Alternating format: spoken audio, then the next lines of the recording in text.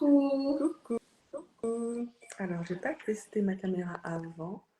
J'espère qu'on me voit plutôt bien. Oui, moi je te vois super bien. Ah, trop bien, on a du rouge. Alors, merci encore du fond du cœur d'avoir accepté de partager ton temps avec nous aujourd'hui, surtout sur une question aussi délicate comme tu as pu le constater ces dernières semaines.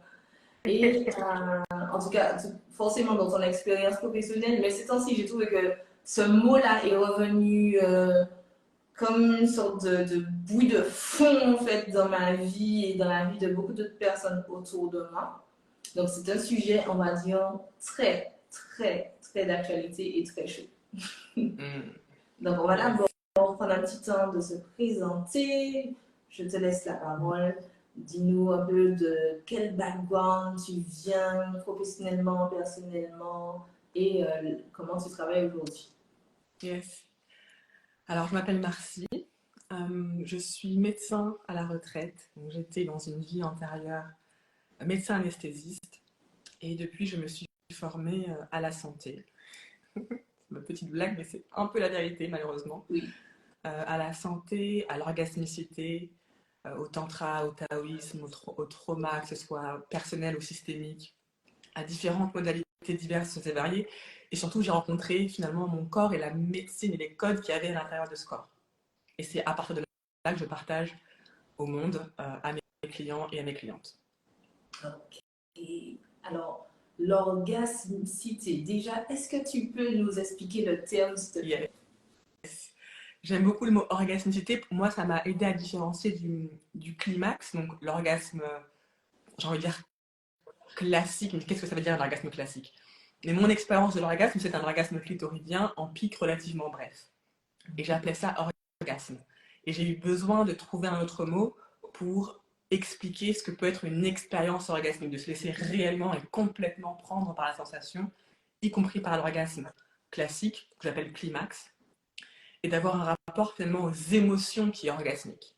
Et au sexe aussi. Ça a complètement changé ma sexualité et complètement changé mon rapport à mes émotions et transformé aussi beaucoup de symptômes que j'avais et que j'ai rencontrés sur le chemin de ma guérison et de mon expansion.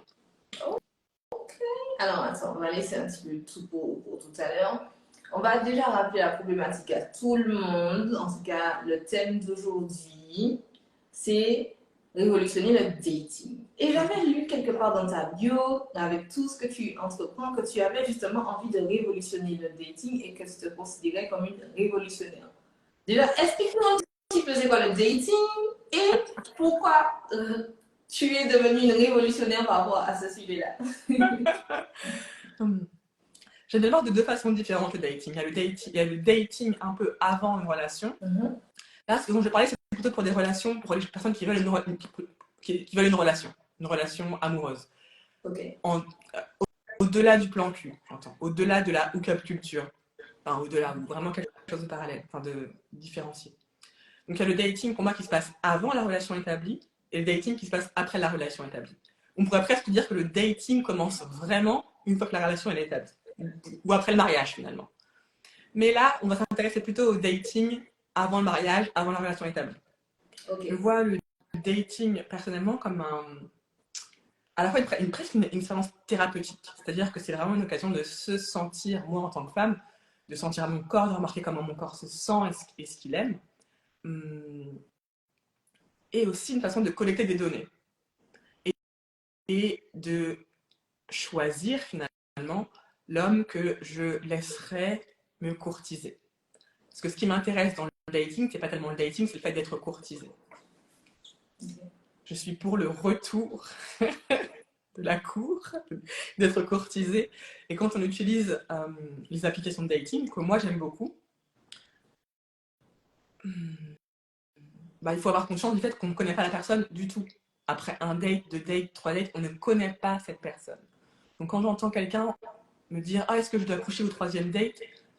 Moi, j'interprète ça comme cette personne n'est pas encore prête à dater pour une relation sérieuse. Ce genre de questionnement, pour moi, est un signe de « Ah, tu t'es pas encore posé les bonnes questions sur tes valeurs, les valeurs que tu recherches chez une personne, Qu'est-ce que ça veut dire le sexe pour toi? De quoi tu as besoin réellement avant d'avoir du sexe? Est-ce que tu fais du sexe pour faire du sexe ou est-ce que c'est pour espérer avoir de l'amour? Enfin, il y a plein de choses qui viennent pour moi en compte dans ce processus-là, en fait, dans le processus du dating et bien avant de se poser la question du sexe. Même si le sexe, ça reste mon métier et que je suis quelqu'un de très sexuel aussi. Enfin, voilà, je ne suis pas du tout pour une culture ultra puritaine, mais je pense que la façon dont on a pris presque l'habitude, finalement, d'engager dans le dating est profondément toxique. Ok. Surtout pour les femmes, à mon avis, mais pour les hommes aussi, à mon avis. Donc là, tu parles vraiment de de ce rapport à la sexualité qu'on a par rapport au fait de ce monde moderne où finalement, j'ai envie de dire, avoir une relation sexuelle, c'est une façon de prouver parfois sa modernité. En tout cas, peut-être avec des intentions qui ne sont pas dites sacrées. Parce que je crois comprendre que toi, la sexualité, tu ne la vois pas comme deux camps qui s'emboîtent et puis voilà, c'est tout. Qu'est-ce que tu considères être la sexualité sacrée? Du coup, sacrée avec un grand des guillemets, mais cette nuance-là. Alors moi, enfin, potentiellement, tout peut être sacré. C'est-à-dire que je me dis pas qu'il faut forcément que ça ressemble à quelque chose de particulier. Et simplement ce que... Donc, il n'y a pas forcément besoin d'avoir forcément une relation. On peut avoir très bien quelque chose qui soit purement sexuel et ça peut être sacré aussi, de ma perspective. Mais dans le monde du dating, ça n'a aucun sens de d'abord coucher avec quelqu'un et ensuite de se demander si on pourrait être en relation avec cette personne. Pour moi, ça n'a aucun sens. Et c'est souvent comme ça qu'on peut aborder les choses. Moi, je sais que personnellement, quand j'ai commencé à dater, je datais plusieurs personnes en même temps. C'est ce que font beaucoup d'hommes, même de femmes, je pense, qui datent. Quand je dis dater, je ne parle pas de coucher. Je parle d'apprendre à connaître quelqu'un. Et donc, euh, finalement, savoir de quoi tu as besoin avant de coucher si tu veux une relation. Si tu veux une relation avec quelqu'un que tu as rencontré sur un site de rencontre et qu'il est encore sur le site de rencontre, moi, je considère que potentiellement, il est encore en train de chercher. Donc, avoir cette conversation-là, en fait. Plutôt que de partir sur des principes que ça va se passer comme toi, comme ça fonctionne pour toi. Avoir l'habitude de parler. S'autoriser à dater plusieurs personnes en même temps. Pas commencer à se dire, ah, c'est le deuxième rendez-vous, du coup, je dois coucher avec, alors que c'est quoi la nature de votre relation? Est-ce qu'elle s'est approfondie? Qu'est-ce que tu recherches? Est-ce que tes besoins sont déjà remplis, finalement? Ok, d'accord. Et pourquoi du coup cette révolution? Qu'est-ce que tu as remarqué comme problème dans le dating, en tout cas pour les femmes particulièrement, et du coup pourquoi ça a besoin d'une révolution selon toi? Hmm.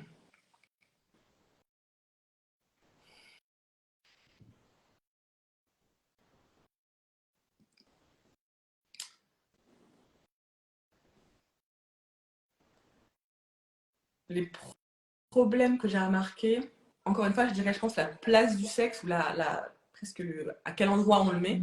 Je dirais, pour moi, c'est une question qui mérite d'être posée. Mhm. Je dirais le 50-50.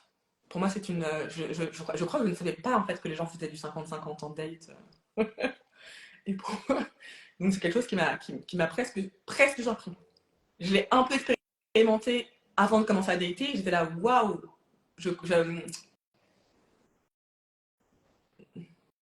Pour moi, pour moi, c'est un problème. Euh, Autoriser en fait cette étape de. Pas tellement de séduction, mais cette étape de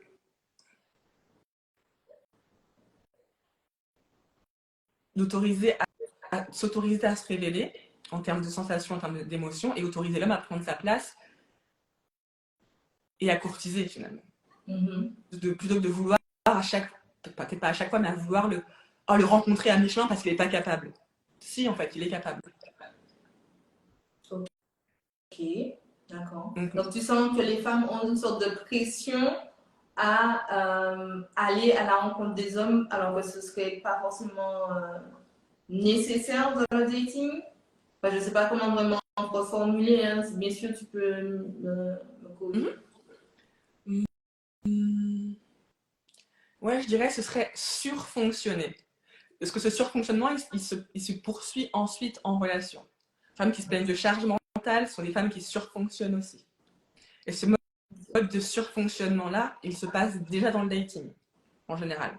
C'est pas ça n'arrive pas subitement pendant la relation. C'est des habitudes qui sont prises. Donc surfonctionner en faisant 50-50, surfonctionner en donnant son sexe ou son argent, pour moi 50-50, parce qu'on le juge incapable, inconsciemment, émasculer aussi l'homme finalement en prenant un homme qu'on considère comme un raté. Oh, il n'a pas la capacité de faire ci, de faire ça, donc je dois déjà finalement ouais, surfonctionner. J'ai pas d'autre surdonner, surfonctionner. Ok. Pour aussi finalement masquer sa propre incapacité à recevoir. Parce que recevoir, c'est vulnérable. Et on peut trouver plein de stratégies finalement pour esquiver cette réceptivité. Ok, Et d'accord. pour moi, c'est aussi en lien avec le sexe. Hein. Tout est lié. Je vois qu'il y a des petites questions. Oui, il y a beaucoup de questions et j'ai un petit peu peur d'être submergée. Alors, c'était une bonne idée ce format pour ma vidéo YouTube, mais pas forcément pour lire les questions. Donc, alors attendez. Pourquoi on observe que les hommes cultivent la La flemme de courtiser courtiser et ne s'en et ne cache s'en pas. cachent pas? Ok. Il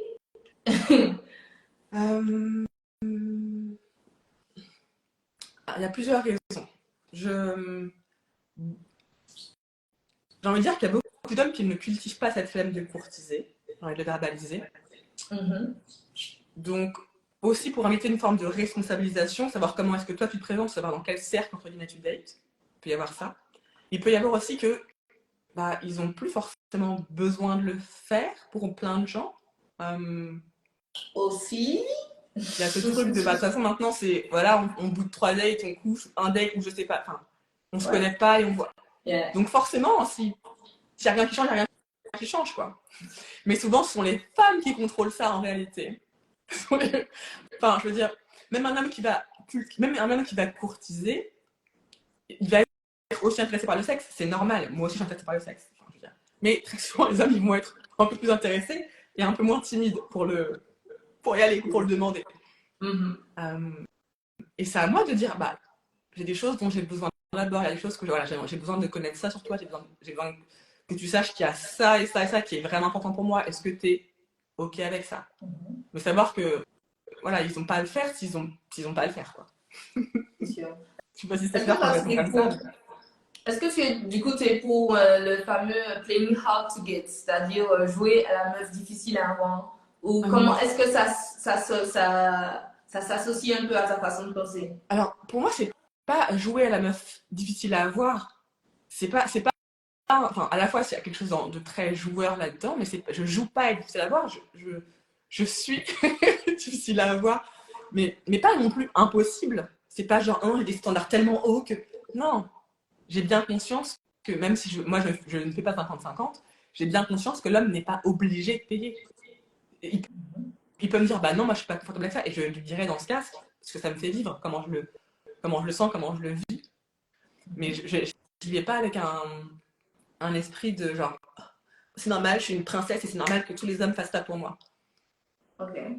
Mais j'ai conscience que c'est quelque chose qui m'est presque nécessaire, entre guillemets. D'ailleurs, qu'est-ce que tu vis justement quand on te propose 50-50 et par rapport à cette question de 50-50?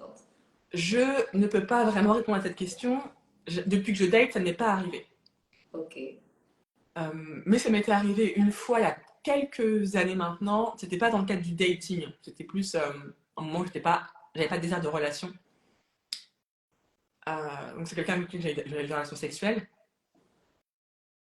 et qui m'a proposé 50-50. Et je me suis dit, oh mon Dieu, quelle horreur. Rien que ça, pour moi, c'était déjà en fait hyper désagréable. Et je me suis dit, waouh, pendant que je date, je peux pas faire comme si c'était pas désagréable. Donc ça m'est pas arrivé en date, mais si ça m'arrivait, je ferais pas comme si, je dirais pas, oh, ok, pas de souci.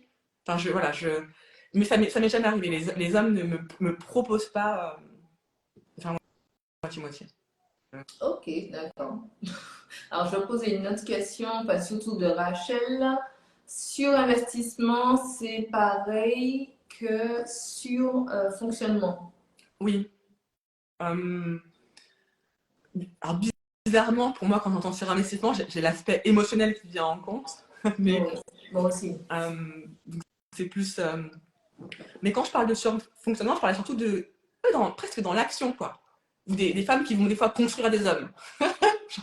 Bob le bricoleur, quoi. Hop, hop. Ah, il y a ça qui va pas, je vais le construire parce que tu comprends. Waouh, non, non, non, pas du tout. Pas du tout. Tu prends un homme complet que tu n'as pas besoin de changer, que tu n'as pas envie de changer, et que tu respectes et que tu admires. Okay. Et si tu respectes aucun homme et que tu n'admires aucun homme, là, ça peut être un travail intérieur à faire. Ok. On y vient, on y vient. Je regarde juste s'il y avait une autre question. Peut-être aussi que courtiser demande des aptitudes relationnelles que beaucoup n'ont pas, que beaucoup n'ont pas. Des aptitudes relationnelles que beaucoup n'ont pas. Je crois vraiment que les hommes ont la capacité d'aller vers ce qu'ils veulent.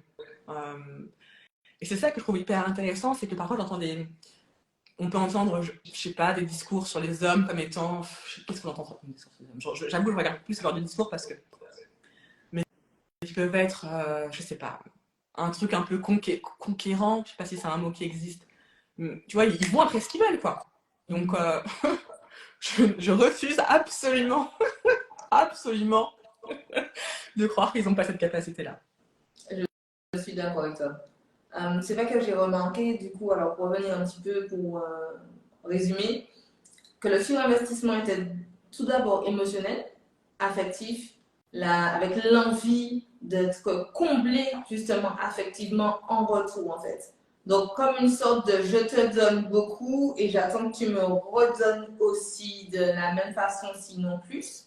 Sauf que je ne suis pas sûre que ça fonctionne exactement comme ça la dynamique, donc j'aimerais bien ton avis dessus. Non, ça ne fonctionne pas comme ça, de mon expérience. C'est très tentant et je trouve ça très très beau. Oui, on aime et on donne et je suis pas du tout pour, tu vois, contrôler les émotions et les sensations et faire genre, c'est pas du tout comme ça que je fonctionne. Je peux pleurer en date, enfin, c'est pas quelque chose qui va me gêner de beauté ou voilà, de tout ce qui se passe, mais je ne donne pas. C'est comme si tu donnes parce que tu reçois. En fait, c'est ça aussi la beauté de la femme, dont on se déconnecte facilement. Il y a un truc de on reçoit. Certains parlent même de. Bon, même, je prends l'image quand même de l'enfantement. Genre, on reçoit un spermatozoïde et on le multiplie, et on donne un bébé, quoi. Donc j'aime cette image en fait de recevoir quelque chose et de multiplier et de le donner, give back. Mais je ne donne pas comme une donne. Je ne dis pas, ah bah tiens, il a payé 10 restaurants, bah je vais lui payer 10 restaurants. C'est pas comme ça que je donne. J'ai tendance à oublier de le faire, mais je donne en sentant beaucoup et en appréciant, en fait. Ce qui, en fait, il n'y a rien à faire, quoi. Et quand on a l'habitude de surfonctionner, c'est très bizarre, mais il y a presque rien à faire. Donc, la manière dont toi tu vois les dates, on va prendre vraiment un date type du moment où ça match sur l'application. Comment ça se passe pour toi? Quand je dis ça se passe pour toi, bien évidemment, en ayant conscience qu'il n'y a aucune relation qui soit genre en mode automatique et avec les mêmes schémas. Mais généralement, dans quelle posture tu vas te mettre et quelle posture tu vas laisser de savoir? Très souvent, je vais laisser organiser les dates. Je vais laisser l'homme organiser les dates. Je vais. Alors, je vais pas parler énormément de temps sur Pour moi, le dating en ligne, ça n'existe pas. On ne date pas en ligne. On date quand on se rencontre. Okay. Donc, j'aime pas parler pendant des millions d'années, message interposé. Et j'ai remarqué aussi que les hommes qui proposent un rendez-vous relativement rapidement ont tendance à se comporter un petit peu différemment. Pour moi, d'être un peu plus proactif, c'est quelque chose que, personnellement, auquel je suis sensible et que j'apprécie. Et j'ai entendu, il y a très longtemps, des discours de oui, mais moi, il faut que je fasse attention que ce soit pas un tueur. Mais les endroits dans lesquels j'accepte le rendez-vous sont des endroits publics de toute façon. Dans un premier rendez-vous, je vais pas être dans un endroit privé, je vais pas aller chez lui, je ne le connais pas. homme qui te propose un date chez lui alors que tu ne le connais pas, encore une fois, là, je parle de date pour une relation. Les hommes, je ne sais pas si les hommes savent, mais je pense qu'ils savent quand même que c'est moins safe pour une femme et les femmes ont plus de difficultés à se sentir en sécurité dans le, à se sentir en sécurité dans le monde. Donc et un homme qui fait pas du tout d'efforts, qui t'invite directement chez lui, pour moi ça m'est pas arrivé encore une fois depuis que j'ai recommencé à dater, mais pour moi c'est non. Okay. Donc une fois que tu es arrivé au restaurant, disons là c'est tu vas faire en mode je vais poser une liste de questions pour savoir qui es-tu, qu'est-ce que tu veux, est-ce qu'on a les mêmes objectifs. Non, j'essaie vraiment de ne pas y aller en mode interrogatrice. Il y a des petites questions que j'ai glissées évidemment. J'ai beaucoup de questions dans ma tête, des choses que j'ai envie de savoir, qui sont assez précises dans ma tête. Mais très souvent, comme quoi les hommes, comme ses valeurs, combien ils gagnent par exemple, combien ils gagnent. J'ai besoin de savoir s'il est comment il se situe professionnellement et financièrement. Est-ce qu'il est là en train de me dire attends, je sais toujours pas encore, I'm still figuring out. Non, ça m'intéresse. Enfin, je ne. Encore une fois, je ne date pas et je n'invite aucune femme à dater quelqu'un qu'elle considère comme un projet. On a toutes des critères différents. Il y a de la place pour tout le monde. Un homme, c'est pas un projet et c'est pas le tien. Tu ne maternes pas un homme. Tu maternes tes projets à toi, tu maternes tes enfants si tu veux, mais pas un homme. D'un coup, je déjà ça, mais ça, on fait pas. Je suis vraiment sérieuse là-dessus. Et en fait, les hommes disent. Les hommes, en fait, j'ai l'impression qu'ils nous disent tout ce qu'on doit savoir. Il faut juste qu'on les écoute. Le problème, c'est qu'on les écoute pas. Ok. Ce que j'ai remarqué, c'est quand je me pose et que j'écoute, ben, ils me disent tout ce que j'ai à savoir. Ok. Et les red flags alors, les fameux red flags, s'il y en a vraiment maintenant pour toi dans le dating. Il y en a plusieurs, je dirais, il y en a plusieurs. Je les ai pas tous en tête là. Oui, bien sûr. Et après, j'aime aussi. J'ai aussi ce que j'appelle des orange flags, des choses où je me dis, ah, c'est peut-être juste une incompréhension. Ça mériterait juste d'avoir une conversation. D'approfondir. Avoir conscience aussi, c'est quelque chose auquel j'ai résisté pendant 30 bonnes années. Hein. Disons 15, le temps que je sois au courant du truc, mais avoir conscience que les hommes et les femmes sont différents. Pendant très longtemps, je me disais non, il n'y a pas de différence entre les hommes et les femmes, c'est des conneries. J'étais vraiment contre ce truc-là. J'étais aussi extrêmement déconnectée de mon corps. Et je vois, et je pense que ça va devenir une espèce d'épidémie, je vois beaucoup de femmes qui sont aussi dans cet espace d'esprit de dire il n'y a pas de différence entre les hommes et les femmes, et un jour elles ont des enfants. Et elles se disent, ah, en fait, il y a peut-être quelques différences. Parfois, c'est l'expérience de devenir mère qui leur fait réaliser qu'il y a des différences. Ok. Donc, là, comment tu termines un date? Tu as repéré tes petits red flags, les green flags, les orange flags. Bon, ben, bisous. Enfin, au revoir. Comment ça se passe? Ça dépend. Déjà, j'aime bien l'idée de me dire que plutôt que de repérer, de scanner, tu vois, je vais me dire, tiens, comment est-ce que je vais m'amuser dans ce date? Je cherche, peu importe même si je sais que l'homme, je le reverrai plus jamais, parce que ça ne matche pas, ou parce que, bah, je me dis, je peux toujours m'amuser, en fait. On peut toujours avoir des conversations intéressantes, rire, voilà. Et évidemment, il y en a certains que je vais enchanter plus que d'autres. D'autres, comme de la même façon, il y en a certains qui vont me séduire plus que d'autres. C'est normal. Certains qui vont me traiter de façon waouh, incroyablement belle, d'autres qui vont me traiter de façon plus normale. Et je suis la même personne. Souvent, je me fais un peu plus belle que mon petit chignon là, quand même. Mais tu vois, donc il n'y a rien à faire, en fait. Il n'y a pas besoin de forcer quoi que ce soit. De l'homme, enfin, des deux côtés, en fait. Mais il y a parfois besoin de faire un petit travail intérieur, je pense, pour l'un des deux côtés aussi. Et donc, comment je finis un date? Ça dépend du date. Ça dépend du date. Il y a une période où j'ai beaucoup daté aussi. Donc, j'avais pas forcément envie d'embrasser tout le monde. Et il y a quelque chose de très artificiel là-dedans. On ne se connaissait pas il y a 1 heure, mais comme on s'est rentré sur une appli de dating, et ben du coup, on nous dit qu'on doit s'embrasser. Je l'avais pas forcément. Pas forcément. Euh, Pas pour un café. Non, je plaisante. Je plaisante. Euh, donc, ça dépend. J'ai testé plusieurs choses pour voir ce qui se passait pour moi. J'ai testé de me laisser embrasser ou d'embrasser. J'ai testé. Et voilà, tester le système, tester ce que j'aime bien, ce que j'aime pas. Je suis pas forcément fan d'embrasser au premier rendez-vous. Surtout quand j'ai beaucoup de dates. J'ai remarqué que c'était pas forcément vrai pour moi. Euh, Quand la personne me plaît, je lui dis qu'elle me plaît, je vais comprendre. Euh, je lui dis des choses qui laissent penser à un autre rendez-vous. Ah bah quand on se verra la prochaine fois, on pourra en reparler la prochaine fois. Des choses comme ça, par exemple. Ok.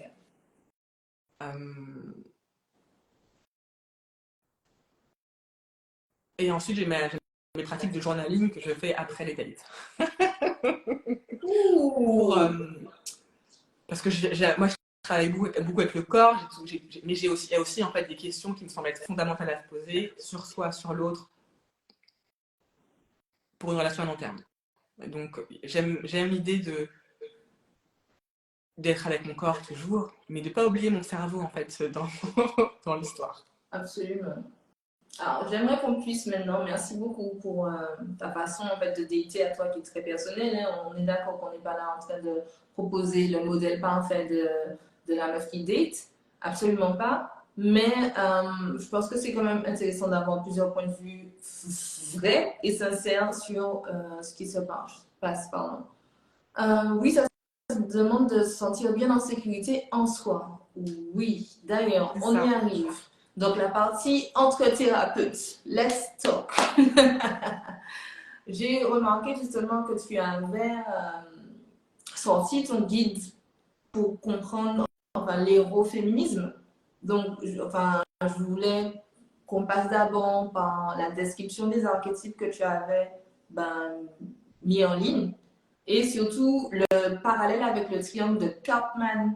Et pourquoi je rebondis sur la sécurité en soi? Parce que le triangle de Karpman vient montrer toutes les insécurités, en tout cas les comportements dus à l'insécurité en soi. Donc, est-ce que tu peux nous parler du coup de ces archétypes et comment tu les as repérés au fur et à mesure dans ta pratique, même dans ta vie personnelle? Donc, ces 3 archétypes féministes, mais archétypes de femmes, un peu les deux, je mélange un petit peu les deux. Donc, le premier archétype, c'est la femme / féministe en mousse.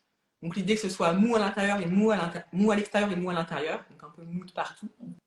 Donc, tendance à être déconnectée de son désir, pas savoir tellement dire non, à être dans le people pleasing.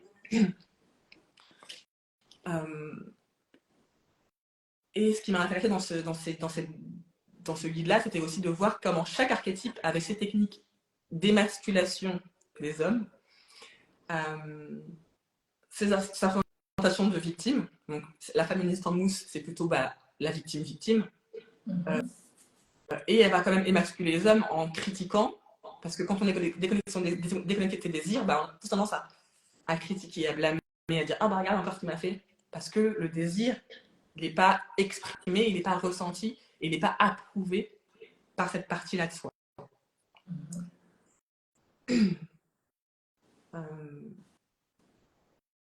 Et du coup, même en dating, en fait, finalement, tous ces archétypes-là, ils se retrouvent en relation, ils se retrouvent aussi en dating. En dating, c'est quelqu'un qui ne sait pas du tout ce qu'elle désire.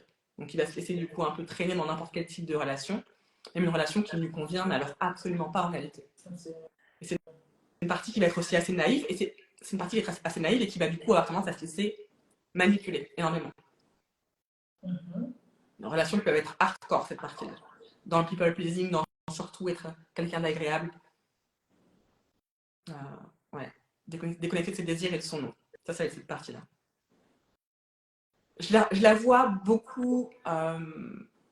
Je l'ai reconnue chez moi, cette partie-là. Elle existe chez moi. Elle existe chez moi. Je la vois sur Instagram. Parfois, les gens me font des commentaires. Je suis là, ah, toi, c'est cette partie-là qui est vraiment présente chez toi. Et c'est ok. Je vois pas ça comme des choses à changer. L'autre partie, et c'est souvent la partie des femmes que j'appelle femmes en porcelaine. Pourquoi porcelaine? Parce que c'est dur à l'extérieur, mais c'est mou à l'intérieur. Donc c'est une espèce de carapace, quoi. Une espèce de coquille d'œuf un peu fragile, qui se présente comme étant dur, mais en fait qui est fragile, quoi. Dès qu'il se colle contre quelque chose, et ben, elle se casse en réalité. Donc c'est une fausse force. C'était ma préoccupation principale. Cette espèce de truc où tu crois que tu es fort, en fait, à l'intérieur, c'est tout brinque-ballant. Et c'est cette partie-là qui va beaucoup surfonctionner, justement. Qui va faire 50-50, qui va même des fois fournir pour tout le monde, qui va payer pour tout le monde, enfin qui va payer pour son homme, tout, parce qu'il n'est pas capable, parce qu'elle le juge incapable. Qui a appris que les hommes servent à rien, soit par expérience, soit par les médias, soit les deux, parce que si on regarde les médias, vraiment, c'est vraiment un vrai message qui est véhiculé aussi.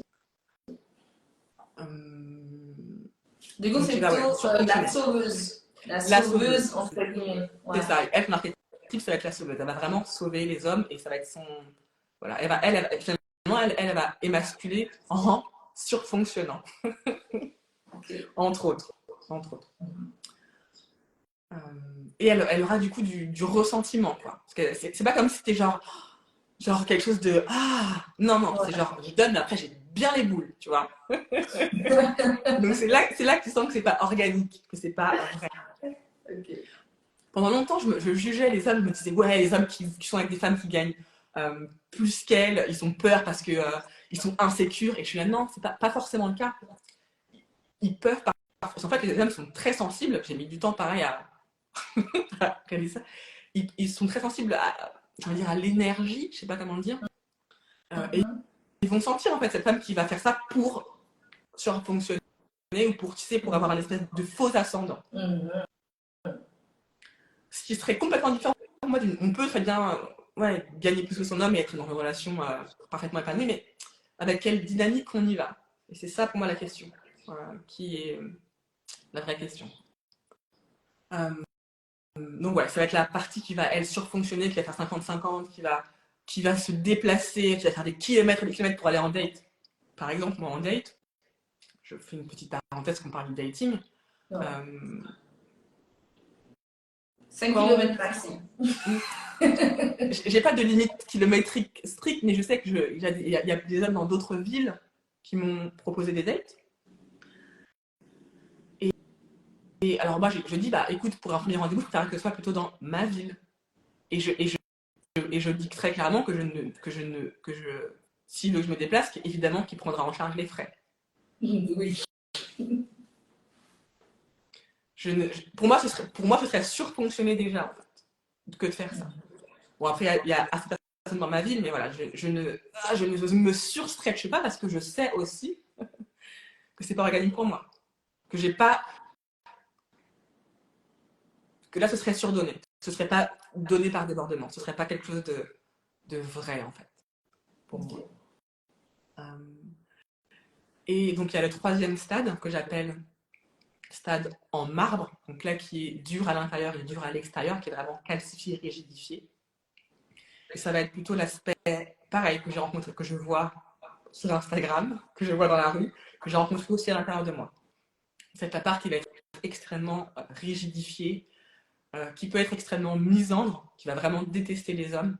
Parce qu'encore une fois, et toutes ces parties-là ne sont pas des parties qui sont méchantes, mauvaises ou des parties à changer. Enfin, tout ça, pour moi, c'est des comportements intelligents du corps aussi. Donc cette partie-là, en marbre, dans le triangle de Karpman, ça va être plutôt le bourreau. Donc, qui va être là à bâcher les hommes. Même en dating, elle va dater, on croirait qu'elle veut les défoncer. Il y a ce truc-là, quoi. Le gars qui va t'envoyer un message et tu vas être là en mode... tu cherches la guerre et tout, tu es là en mode... allez-y. Et on peut attirer des hommes comme ça, hein, mais quel type d'homme ce sera?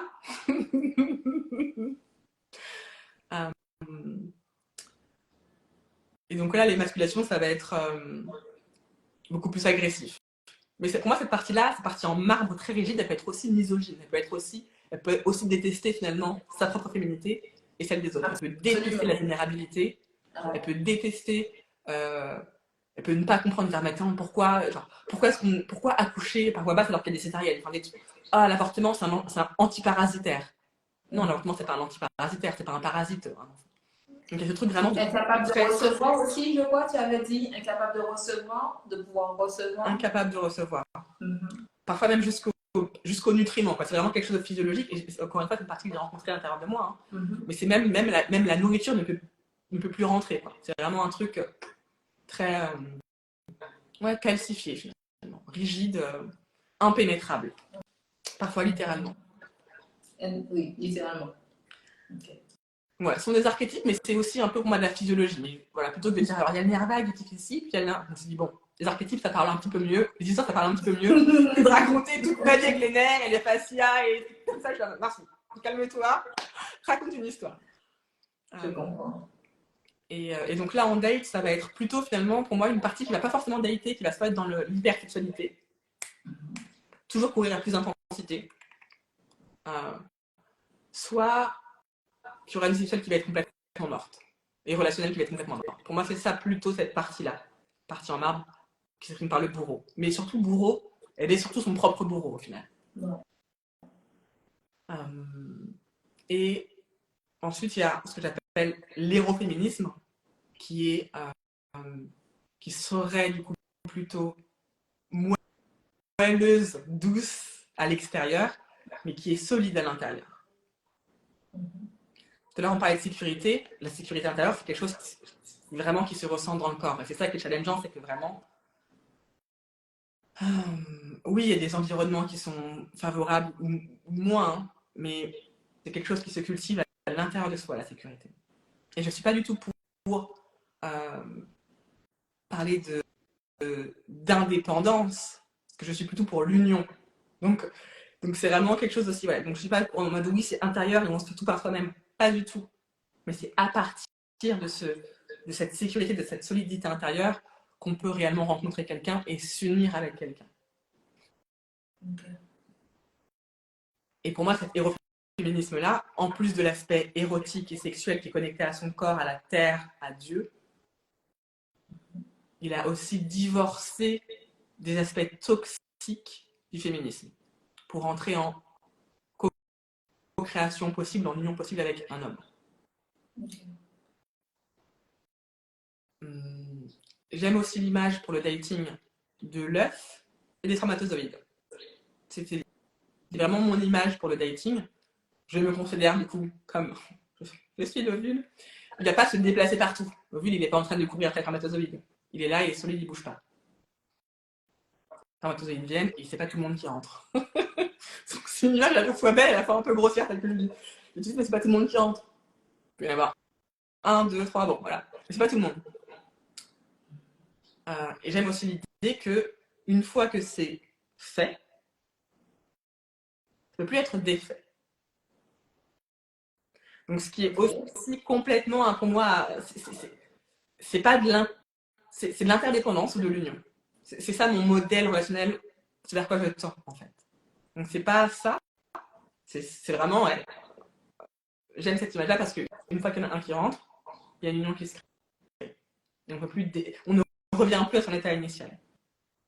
Ok. Et je voulais te demander, par rapport aux archétypes, quel type d'hommes, du coup, elles vont rencontrer? C'est-à-dire la féministe en mousse, elle va attirer, entre guillemets, quel type de personnes? Pour moi, la féministe en mousse, ça va plutôt, enfin cette partie-là de nous, elle va plutôt attirer un homme, soit un homme qui sera très manipulateur. Tu vois, c'est cette partie-là, manipulateur. Parce qu'encore une fois, tu ne peux pas dire non, si tu fais tout pour faire plaisir. Et encore une fois, c'est souvent complètement inconscient et c'est des parties de nous qui sont très jeunes. Hein. Mais manipulateur ou quelqu'un qui a besoin de un homme qui a besoin vraiment d'une femme qui soit fragile pour se sentir homme. Peut-être une femme qui sait pas. Vraiment, tu sens qu'elle peut-être l'impression qu'elle peut rien faire de sa vie, entre guillemets, parce que c'est pas forcément le cas. Mais tu vois, un truc où, pour se sentir homme, il faut vraiment que j'ai un petit bout de truc, quoi. Qui sait pas les émotions, qui sait pas. Et là, il se sent homme. Donc ça va être, pour moi, c'est aussi une forme finalement d'émasculation d'un homme. De dire, ok, je vais être toute impuissante, genre je vais forcer l'impuissance, comme ça tu te sentiras homme. Ok, voilà, c'est ça. Soit le faux homme, entre guillemets, c'est horrible de dire ça comme ça, soit quelqu'un qui va être très manipulateur. Moi, c'est cette partie-là. Celle en porcelaine, elle va attirer qui alors? Celle La qui est en sauveuse. porcelaine, elle peut attirer un homme parfait. Enfin, et tous ces hommes-là peuvent être parfaitement, j'ai envie de dire, sains, normaux, divins, tout ce qu'on veut. Hein. Encore une fois, c'est une dynamique, c'est une danse, les relations. Mhm. Donc c'est plus quand je dis elle va attirer cet homme-là, c'est qu'elle va attirer cette partie-là des hommes. Yeah. La féministe en porcelaine, elle va plutôt attirer, alors, elle pourra attirer un homme enfant, un homme, ce que j'appelle les hommes spirituels passifs. J'ai tout ça. Hein. Bref. Les hommes enfants, les hommes spirituels passifs. On peut enlever le mot spirituel, hein, mais quelqu'un qui va être plutôt passif, ou la partie plutôt passive. Ouais. Quelqu'un qui veut être materné, finalement. Et la féministe En marbre. Oui. Bah là, c'est vraiment tricky parce que cette partie-là, elle attire. C'est vraiment. Elle va plutôt soit être dans un état calme plat, genre. Tu vois, j'ai bien l'idée de. Soit c'est en phase hyper, un système nerveux hyper activé, bataille, la fuite, soit un système nerveux qui est figé. Là, ça va peut-être être un peu vraiment dans les deux extrêmes. Ça va soit attirer personne, genre vraiment rien, un truc désertique. Soit quelque chose qui va être plus dans la surstimulation, donc plus de l'ordre du. Un sex friend en mode fonctionnel, quoi. Mais sans que ce soit vrai. C'est-à-dire que je suis pas du tout en mode ah non, le sex friend c'est mal ou je sais pas quoi. Non, non, si c'est une période de ta vie où tu as envie d'explorer avec un sex friend, mais bien sûr. Mais si tu recherches une relation, si tu as un désir d'avoir une relation, un désir d'union, un désir d'approfondir avec quelqu'un et que tu ne t'autorises que des plans cul, c'est probablement cette partie-là qui est, on est d'accord. Très aux commandes. Ou qui va être la séductrice extrême, qui va être là en mode, enfin la séductrice extrême qui va être là en mode, regarde comment je peux dominer les hommes avec ma sexualité, comment je vais leur faire un peu tout ce que je veux. C'est pour moi aussi une forme de bourreau, une forme de manipulation ouverte, quoi. Mais qui va encore une fois l'idée avec son sexe, mais un sexe qui va être déconnecté de son cœur. Et donc ça va matcher aussi ce genre de relation qui va matcher son sexe, mais pas son cœur. Okay. Et alors, l'écoféministe, du coup, elle va tendance à attirer quel partenaire ou quelle partie d'un homme? Ce que j'appelle, c'est la version exaltée, finalement. C'est-à-dire que c'est la partie d'un homme qui va pouvoir aimer, honorer, chérir la femme, qui va pouvoir recevoir son amour dévotionnel, qui va pas trop tolérer l'irrespect ou l'émasculation. Il va pas trop tolérer. Qui sera, encore une fois, ça fait un peu très théorique quand je dis comme ça, mais il y a vraiment des hommes comme ça qui savent ce qu'ils veulent et qui savent où ils vont, où ils veulent aller et qui sont déjà ou qui vont déjà. Sans pas que c'est pas des projets. Ils sont des... Ah oui, je pense que la féministe intentionnelle elle peut aussi beaucoup attirer des projets. Ah, lui il est comme ça, mais en fait, on lui rajoute un bras et un nez et des petites jambes, genre un monsieur patato quoi. Et donc, j'aime l'idée que la part héro-féministe, la femme féminin érotique, elle attire un homme, tout simplement. Hein. Tout le monde est toujours en évolution, hein. Donc c'est pas, enfin j'espère, moi en tout cas j'ai toujours un désir d'évoluer tout le temps. Mais un homme qui est déjà entre guillemets terminé, c'est horrible de le dire comme ça, et qui pour autant continue à évoluer. Ok, d'accord. Donc il se sent autant en sécurité à donner qu'à recevoir, qui est sûrement prêt pour l'amour et pas seulement un niveau charnel et juste sexuel. C'est ça. Et ce que j'ai vu, ah oui, et un truc qui est important aussi pour moi par rapport au dating, c'est vraiment de pouvoir différencier le fait d'être désiré du fait d'être estimé. Désirer, c'est facile, ça ne demande aucun effort. Et les parts désespérées de nous peuvent vraiment se dire ah, je suis désirée, donc ça suffit. Bon, ça suffit. Pour moi, c'est nécessaire d'être désiré. J'ai besoin d'être désiré, j'ai besoin de désirer mon partenaire. C'est clair et net. Je ne peux pas dire je date pour de l'argent, pour un statut ou pour quoi que ce soit. Encore une fois, je ne date pas pour de l'argent. Je ne recommande pas aux femmes de dater des personnes qui n'ont pas d'argent. J'aime préciser quand même ça. C'est important. Attention. Sinon, tu vas faire quoi? C'est toi qui vas le. Bref, je m'arrête là.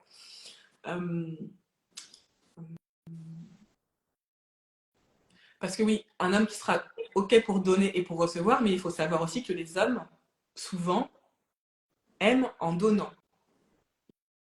Ils aiment en faisant des choses. Ils aiment en fournissant, en approvisionnant.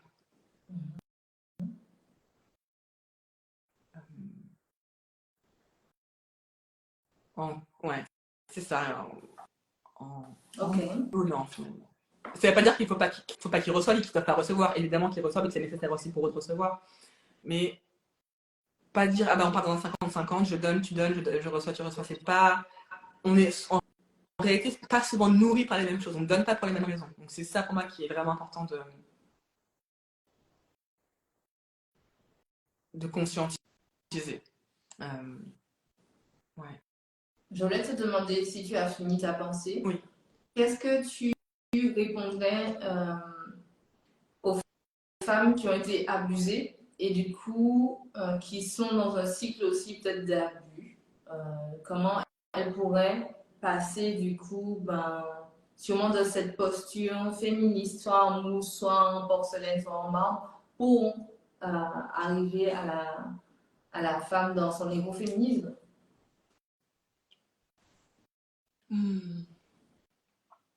Déjà, j'ai envie de dire beaucoup de compassion. Enfin, vraiment se prendre du temps pour soi-même et vraiment comprendre que tout ce qu'on fait, rien de ce qu'on fait n'est un dysfonctionnement.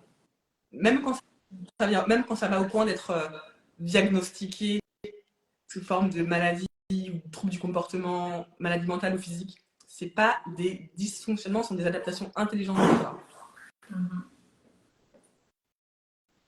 Cultiver la stabilité, ce qui peut être déjà qu'est-ce que ça veut dire? La stabilité intérieure. Parce qu'on parle de sécurité, mais ça peut être quelque chose de complètement illusoire. Moi, quand on me disait sécurité intérieure, je me disais, mais qu'est-ce que ça veut dire?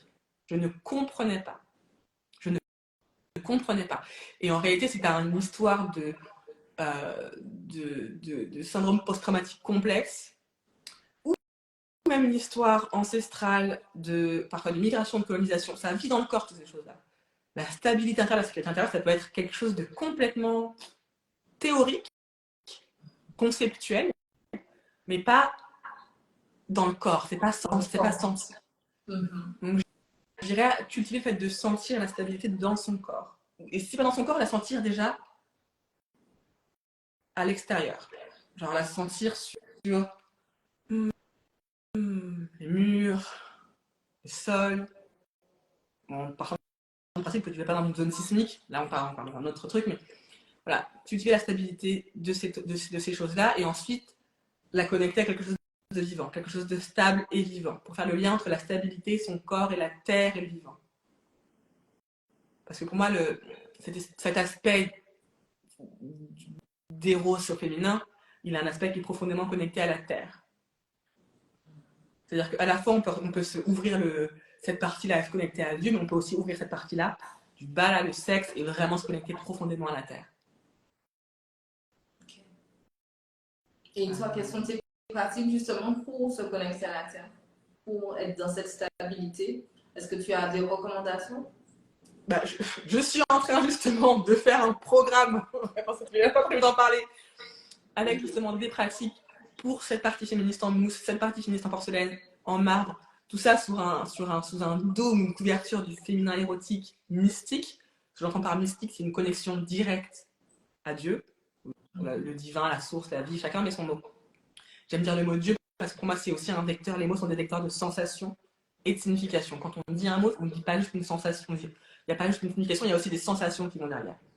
Et donc le mot Dieu, souvent, il y a plein de sensations qui vont derrière, plein d'histoires, plein de trucs, donc j'aime ce mot-là maintenant. Donc voilà, c'est se connecter finalement à son corps, à la terre, à Dieu, et avoir des pratiques pour à la fois challenger et à la fois apaiser ces différentes parts de nous. Ok, d'accord. On va terminer dans à peu près une dizaine de minutes, histoire que ce live reste digeste. Mais il y avait aussi la question du coup, qu'est-ce que tu penses des personnes qui sont dans des liens d'attachement anxieux et aussi ceux qui sont dans l'évitant? Est-ce que en fait, c'est déjà dans le féminisme en mousse et tout, ou bien est-ce que tu as une pensée vraiment dessus? J'ai une pensée clairement dessus. Quand je date, je ne date pas pour m'accommoder du style d'attachement des hommes. Je ne me dis pas, alors lui, comme il est anxieux ou comme il est évitant, bah du coup, je vais devoir faire ci ou je vais faire ça. Non, non, non, non, non.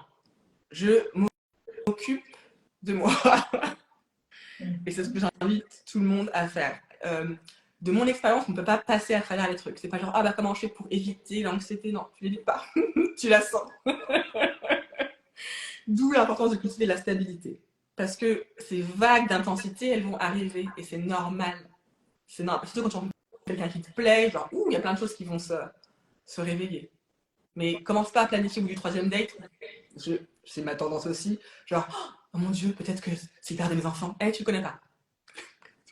Même si ça peut arriver. Il y a des choses. Il n'y a aucune règle, tout peut arriver. Il y a des gens qui vont se rencontrer, au bout de 10 jours, ils vont être mariés, et 20 ans après, ils sont encore ensemble. D'accord. Donc, je ne veux vraiment pas dire il y a une façon de faire. Il n'y en a pas, il y en a 150 000. Mais il y a quand même des choses qui peuvent être intéressantes à cultiver pour avoir une vie plus facile, plus riche. Et surtout, moi, ce que je cultive, c'est l'éros. D'accord. C'est vraiment une relation qui est aussi sexuellement riche et enrichissante. Une relation sexuellement connectée à Dieu, avec son âme. Okay. Ouais. Est-ce que tu as une religion quand tu parles de Dieu ou est-ce que tu parles de Dieu Absolument pas? Ouais. Non, j'ai pas du tout de religion. J'ai une éducation catholique à laquelle j'ai jamais spécialement adhéré. J'aime cette blague, de dire que j'ai rencontré Dieu dans ma chatte, pour dire que vraiment c'est quelque chose pour moi qui est venu de mon corps. Et je vois des points communs maintenant avec les textes que j'ai appris. Je vois des similitudes. Je vois aussi beaucoup de manques. Il manque complètement la déesse dans cette expression de Dieu des textes, de ma perception. Donc non, c'est pas du tout religieux quand je parle de Dieu. Ok. Je vais terminer par une question. Quelles sont tes recommandations pour les femmes du coup qui vont dater, là on va dire, qui sont dans cette phase de découverte d'elles-mêmes et découverte de l'autre? Pareil, j'ai faire de la pub. Je prépare un programme qui s'appelle Courtiser, justement. Et je suis là pour ça, fais ta pub. Je suis totalement d'accord avec toi. Je préfère même qu'elles aillent d'abord faire un programme qu'elles se retrouvent dans une fosse au lion, entre guillemets. Ouais, je prépare un programme qui s'appelle Courtiser, parce que l'idée aussi, finalement, c'est de révéler le mieux chez soi, mais aussi de s'autoriser à révéler le mieux chez les hommes. De se dire, mais en fait, oui, les hommes, ils veulent t'aimer, et franchement, ils font. Je suis pas en mode, ils font comme ils peuvent, les pauvres petits, mais je suis en mode, ils font comme ils peuvent. Imagine-toi qu'ils ne veulent que t'aimer, et te servir, tu vois, et voir ta beauté, ils ne voient que ça. Sans être complètement, stupide pour autant, mais se rendre compte de tous les mécanismes qu'on utilise pour les faire sous-fonctionner, en surfonctionnant. Donc ouais, je prépare un programme qui s'appelle Courtiser, parce que pour moi, c'est ma façon de dater, et je vois ça comme deux phases différentes. Il y a la phase de dating et ensuite la phase d'être courtisé. Et ça, c'est mon approche. Se laisser du temps, je dirais. On va dans un monde qui va assez vite. Donc, si je devais donner un conseil, indépendamment de mon programme, qui va être, j'espère, très très bien et je pense très bien, c'est laisser du temps. Se laisser le temps de sentir, le temps de réfléchir, te laisser du temps. Il n'y a pas de rush dans le dating en réalité. Avoir de la compassion pour toi, pour les sensations qui vont venir, pour les doutes, pour peut-être les pleurs, peut-être les erreurs, la compassion, et aussi prendre tes responsabilités. Notamment par rapport à tes désirs. Quel type de style de vie tu veux. Et vraiment, toi tu veux. Pas tes parents, pas Instagram, pas TikTok. Toi, qu'est-ce que tu désires et être clair là-dessus. Il y avait une question qu'on m'a posée aussi, à laquelle je voulais répondre. Alors justement, j'allais te dire, on va aussi répondre aux questions des personnes qui nous ont posé des questions ici et avant. Hein. Alors, donc, je t'en prie, vas-y. On m'a demandé s'il y avait des moments du cycle dans lesquels c'était plus ou moins pertinent de dater ou d'être plus ou moins attentive. Moi, je sais que, genre, la veille de mes règles, c'est pas le moment où je préfère avoir des premiers dates parce que je vais être un tout petit peu plus, genre, grumpy, personnellement.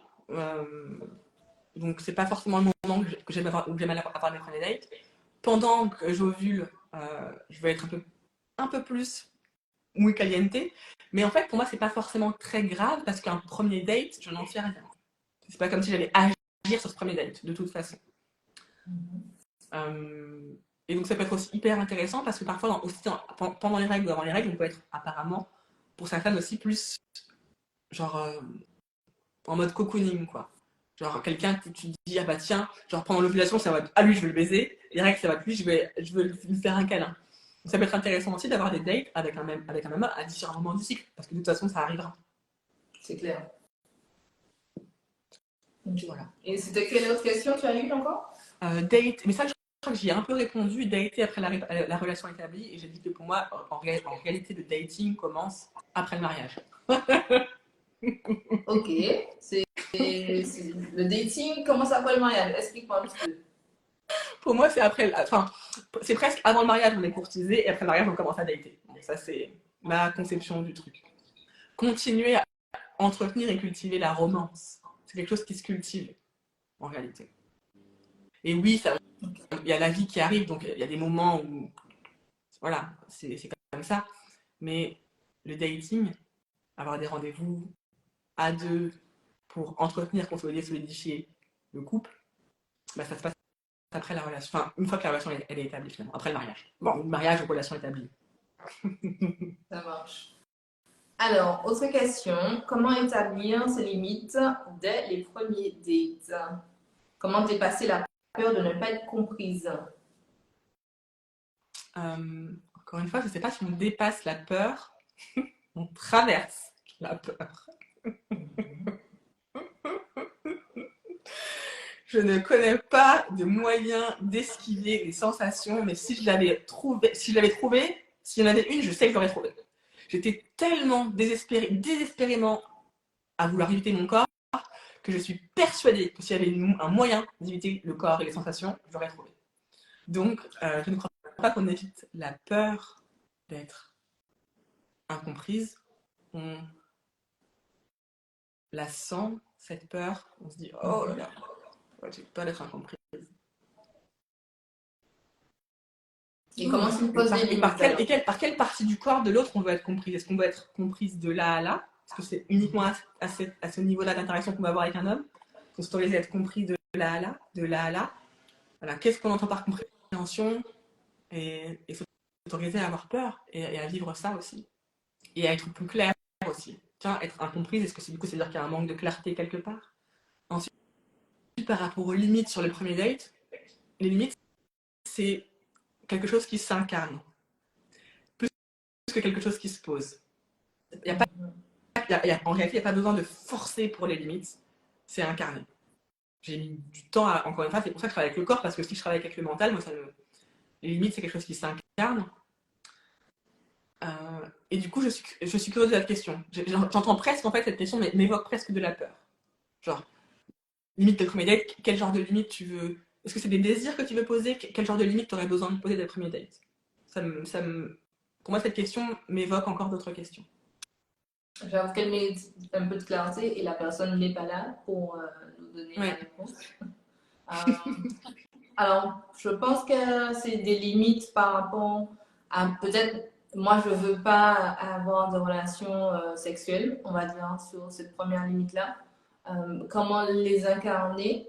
Enfin, qu'est-ce qui fait, moi, qu'est-ce qui fait qu'on n'arrive pas à les incarner déjà? Très souvent, on n'arrive pas à les incarner parce qu'elles ont été franchies, elles ont été brisées, elles ont été envahies. Et parfois, elles ont été envahies encore et encore et encore et encore et très très très tôt. Et plus c'est tôt et plus l'empreinte peut être marquée. Elles peuvent être brisées envahies émotionnellement, physiquement, énergétiquement, et tout ça, le corps peut se souvenir de ça. Donc c'est presque apprendre à pas presque, c'est réparer ses limites. Ensuite, si c'est par exemple par rapport au sexe au premier date, alors bon, ça m'est arrivé par exemple de refuser un date, mais ça c'est peut-être un petit peu extrême, j'ai refusé un date parce que il me proposait un restaurant et puis il me disait bah oui, comme ça après le restaurant on voit si on va chez moi. J'ai dit ciao, au revoir. J'ai même pas, j'ai dit bah je pense qu'on n'a pas les mêmes désirs, bonne continuation, au revoir. Ça aurait pu mériter un éclaircissement, tu vois, une discussion, bah, ça prend par là, bah, c'est pas forcément ce dont j'ai envie, j'aurais pu faire ça, mais franchement j'avais la flemme. Ça ne valait pas la peine apparemment. Non, je pense pas. Okay. Mais très souvent, c'est ça qui est intéressant, c'est que parfois les hommes ils vont pas forcément évoquer le sexe tout de suite quand ils se disent oh là là elle a l'air d'être chouette, comme s'ils voulaient pas faire peur. Bon, ils vont l'évoquer quand même souvent plus rapidement que ce que moi je serais prête. Et donc je dis bah en fonction de ce que je désire, moi je dis là moi je désire un partenaire de vie, je vois pas, c'est trop tôt pour moi, je vois pas l'intérêt de, voilà, je le dis de façon diverse et variée, je sais plus, mais je suis pas effarouchée en mode quoi, tu oses me considérer comme un être sexuel? Évidemment, je vais te considérer comme un être sexuel. Enfin, oui, parce que si tu dates avec cet homme pendant 2, 3, 4 mois et qu'il n'y a aucun moment et t'évoque le sexe, t'étonne pas si quand vous êtes en relation, il n'y a pas de sexe. Il t'a montré dès le début qu'il n'était pas intéressé par le sexe. Donc oui, il va te montrer qu'il a envie. Et moi, quand c'est trop tôt, je dis bah vous, j'entends, ça me fait plaisir, ou je dis rien, je vais juste sourire et je te montre la prochaine fois. Enfin, ça dépend en fait. Mais je suis pas outrée et effarouchée parce que quoi, il me propose du sexe. Mais par contre, bah non, enfin, show up, mort quoi. Il y a un truc, j'ai besoin de plus, très souvent c'est trop tôt quand il me propose. Ok, je comprends. Alors, on va juste continuer les questions. Alors, attends, je suis remontrer trop, peut-être aussi que... Non, on a déjà répondu à celle-là. J'ai appris en Afrique, ce sont les femmes qui mènent les choses alors que l'homme a le titre de chef. J'entends. Et d'une certaine façon, c'est un peu pareil presque partout. C'est juste que la façon de mener va être différente. Et c'est... Ouais, la façon de mener va être différente. Pour moi, il y a une forme de leadership qui est vraiment par justement le fait d'être posé et ancré dans son corps et ses sensations finalement. Et c'est un leadership de connexion profonde à la terre, à son sexe, à Dieu. Pour moi, c'est cette forme de leadership-là, de connexion à son oracle en fait. J'étais avant complètement outrée quand j'entendais des phrases comme derrière chaque homme fort, il y a une femme forte, je sais pas quoi. Maintenant, je la perçois différemment, cette phrase. J'ai plus besoin d'entrer en compétition avec les hommes, encore moins avec le mien. Alors qu'avant, c'était le cas. Donc, pour moi, il y a une forme de leadership, mais qui est toujours présent. C'est comme si, en fait, c'est un leadership, mais c'est comme si c'était notre intériorité qui lead, en fait. Mais c'est pas de la performance. Ouais, c'est pas l'action, c'est pas ce qu'on fait, c'est pas le fait de surfonctionner, c'est à quelle profondeur on peut sentir et comment on sent, et comment on prend soin de ça. Ok. Alors, donc, elle rajoute, donc dans notre communauté, les femmes toujours plus proactives que les hommes. Enfin, ont été plus proactives que les hommes. Oui. C'est différent, comme tu viens de l'expliquer, voilà, c'est différent. C'est différent et il y a aussi cette habitude de surfonctionner. Attention, il y a cette habitude de surfonctionner, genre, oui, toi, tu es une femme forte, nanana, tu peux tout faire. Est-ce que tu veux tout faire? La question, c'est pas savoir ce que tu peux faire ou pas. Moi, quand un homme me met mon manteau, c'est pas parce que je sais pas le faire. Je sais très bien mettre mon manteau. S'il me paye le resto, c'est parce que je peux pas le payer. Ça n'a rien à voir avec le fait de pouvoir ou pas le faire. Donc, il y a vraiment ce truc. De le désir. C'est ça. De désir et de attention à surfonctionner. Parce que c'est quelque chose qui, on a appris, hein. On a appris depuis combien de temps on ne peut pas compter sur les hommes. Combien de temps? Qui nous l'a transmis, ce truc-là? Que les hommes servent à rien, qu'ils sont inutiles, on l'a vu. Absolument. Alors, il y a l'autre question.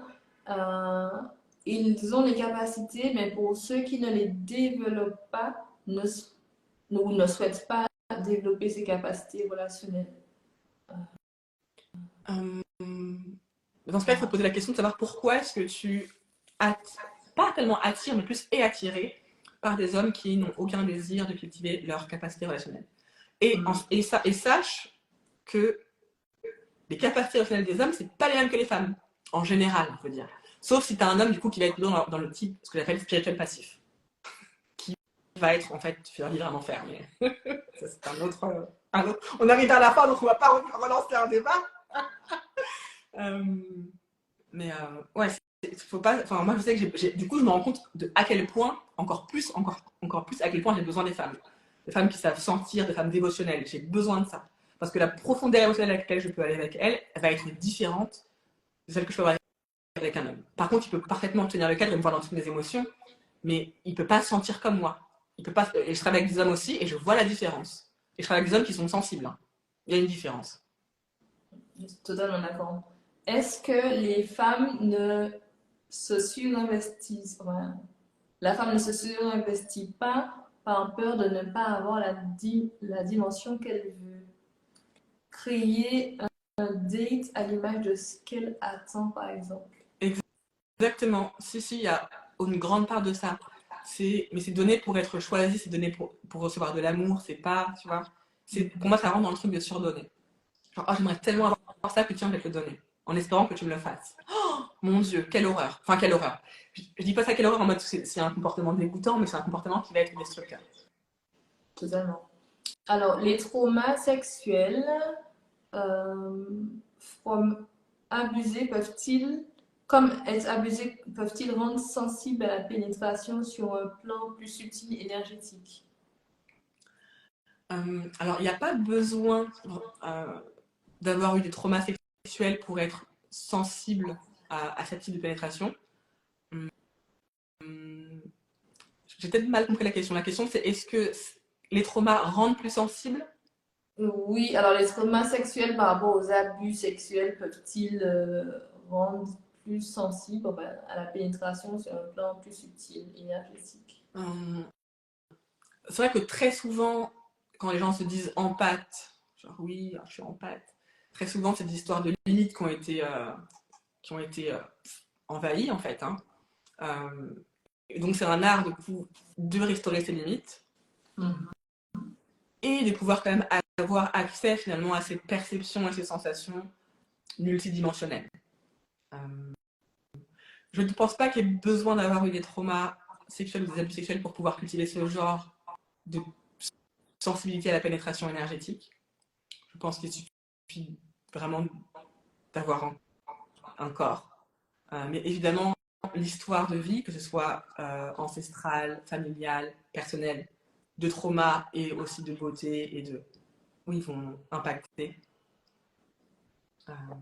ces capacités, ces aptitudes, ces préférences. Alors, pas une attraction par ces hommes, mais c'est eux que les yeux voient partout. Quoi? Alors, c'est eux que mes yeux voient partout. Ah oui, elle parlait de sa réponse tout à l'heure. Oui, ok, très bien. Hmm. Je dirais que c'est un peu la même chose que d'être attiré.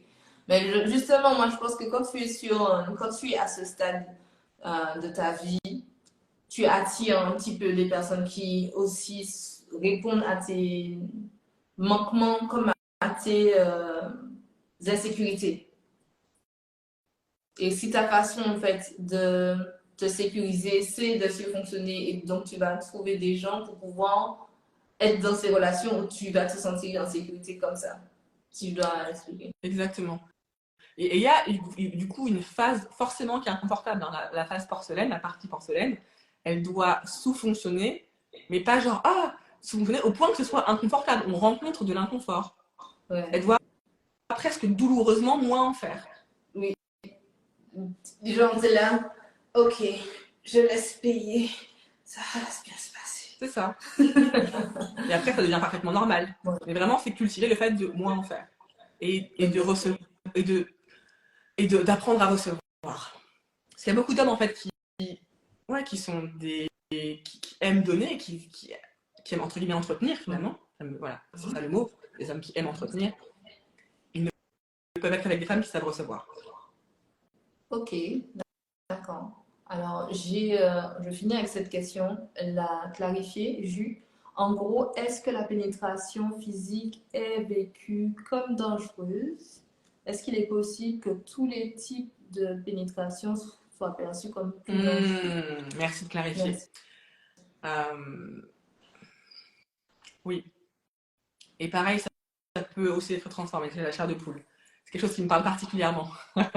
Pourquoi? De pénétration et presque de réception, du coup, parce qu'il y a un truc de réceptivité. Donc, ça me parle particulièrement, c'est quelque chose avec lequel je suis familière de mon expérience personnelle. Il y a un truc de ne pas pouvoir recevoir parce que la réceptivité en tant que telle est dangereuse. D'ailleurs, justement, je trouve que du coup, tout ton travail, pas tout ton travail, mais je trouve l'essence, c'est cette réceptivité-là, de pouvoir se réconcilier avec la réceptivité. La réceptivité de ses propres sensations, la réceptivité d'argent, la réceptivité de cadeaux, de services. Cette finalement réceptivité qui était censée être, ben, tu fais rien en fait pour être réceptive normalement. Il n'y a pas de, tu es réceptive, mais finalement, ça s'apprend, ça se cultive, ça se redécouvre en soi en fait. C'est quand même assez intriguant pour moi de voir qu'il faut finalement porter son attention sur la réceptivité. Exactement. Je me suis même dit que c'était ma responsabilité, parce que j'avais une tendance à être sur-responsable, c'est pas porcelaine, hein, responsable de tout et du monde, etc. En fait, je suis non, j'ai pas, voilà, je suis responsable de ma capacité à recevoir. C'est une forme de responsabilité aussi. Mais de la centrer sur soi, sa capacité à recevoir, parce que ça, c'est de là en fait que se multiplient, c'est de là en fait que les choses circulent, et c'est de là que les choses s'amplifient, et c'est de là pour moi qu'on peut aussi avoir la version exaltée des hommes. Ok. Alors, je te remercie énormément déjà pour tout ce que tu as partagé. Je vais juste faire un petit résumé, un wrap-up. Déjà, allez voir le contenu et tout ce que tu as déjà donné comme informations qui sont vraiment blanc sur rouge la plupart du temps sur ton profil, où tu prends le temps de réexpliquer tout ce qui est archétype et aussi tout ce qui concerne le rapport au corps, à la sensualité et à l'hémoféminisme.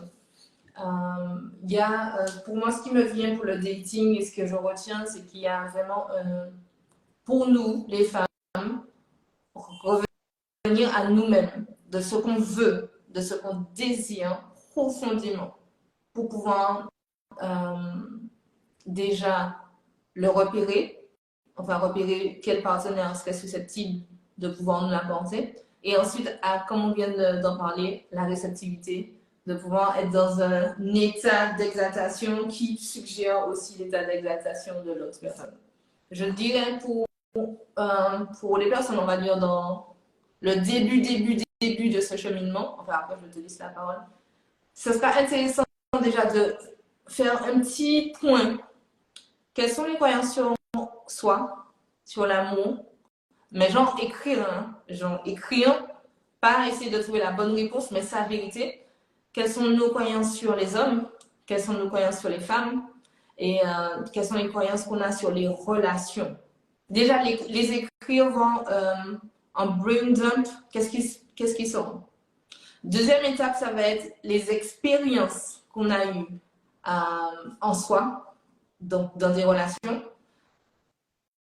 Nos expériences des hommes, que ce soit père, frère, pas forcément dans la dimension amoureuse, mais c'est quoi l'expérience des hommes, les expériences des femmes?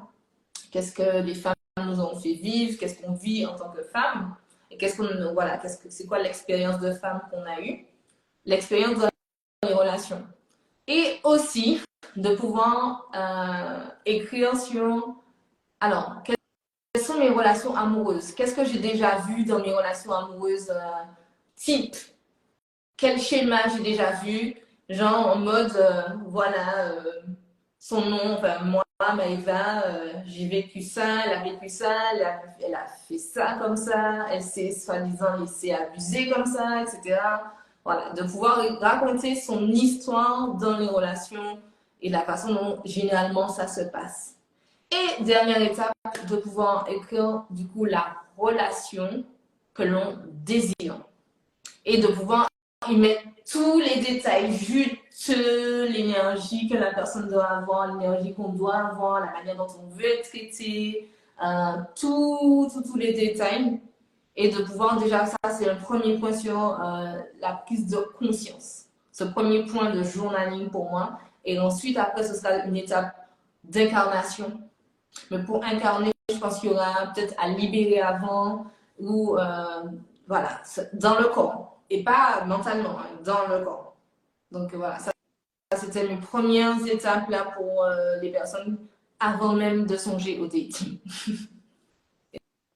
Et toi, non. Tu voulais rebondir sur quelque chose? Non, je pense que ça peut être en effet très intéressant et reprendre l'habitude. Pour moi, ça a été vraiment un travail aussi qui est encore en cours, mais de respecter les hommes. Et je ne dis pas respecter en mode mais non, vraiment prendre l'habitude de respecter les hommes parce que comme ça tu trouveras aussi presque l'homme que tu respectes encore plus. Tu vois, celui où tu dis ouh. Ce qui sera challengeant si tu as l'habitude de les materner, mais genre vraiment cultiver ça. Ok, je suis totalement d'accord. C'est vrai qu'on n'a pas forcément parlé du coup de men are trash, comme c'est-à-dire là, je pense que ce sera beaucoup trop long. On va s'arrêter là, ce sera pour un autre live. Ça fait plus d'1h10. Et en même temps, effectivement, je suis très contente que tu aies laissé ce premier point ouvert et peut-être ce sera l'occasion d'en reparler un autre jour. Mais ce respect des hommes, tout en ayant bien évidemment un respect pour soi. Enfin, voilà, ça va de pair. Pour nous, c'est assez évident. Mais parfois, tu as l'impression que lorsque tu dis respecter les hommes, comme s'il y a un biais mental qui dit se dérespecter. ou écouter leur moindre... Enfin bref. Là, on partirait sur 1h30 parce que j'ai trop de choses sur le sujet. C'est clair. Bon, en tout cas, voilà, ça laisse des pistes. Ça laisse des pistes pour après. Et puis même pour vous, comme j'ai dit, d'écrire par rapport à vos croyances et vos expériences par rapport aux hommes. Parce que bien souvent, quand même, je dirais pas qu'il n'y a pas les hommes. Comme tu dis, j'aime beaucoup la phrase quand tu dis les systèmes d'oppression sont des illusions et la réalité.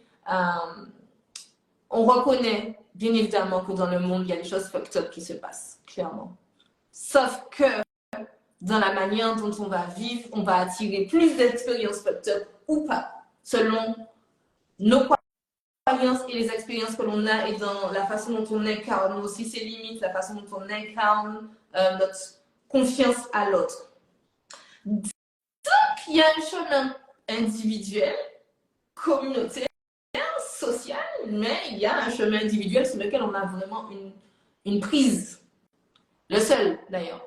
Donc, j'invite toutes les personnes qui nous ont regardé, qui vont regarder le replay, à envisager que oui, les systèmes d'oppression existent, mais aussi sont des illusions et que respecter les hommes est sûrement, en tout cas, la meilleure voie pour faire que ça devienne totalement une illusion.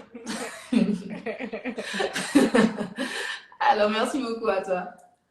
Merci à toi. C'était un plaisir. Merci à vous pour toutes les questions. Et puis, bien sûr, il y aura un replay, mais le replay sera disponible sur.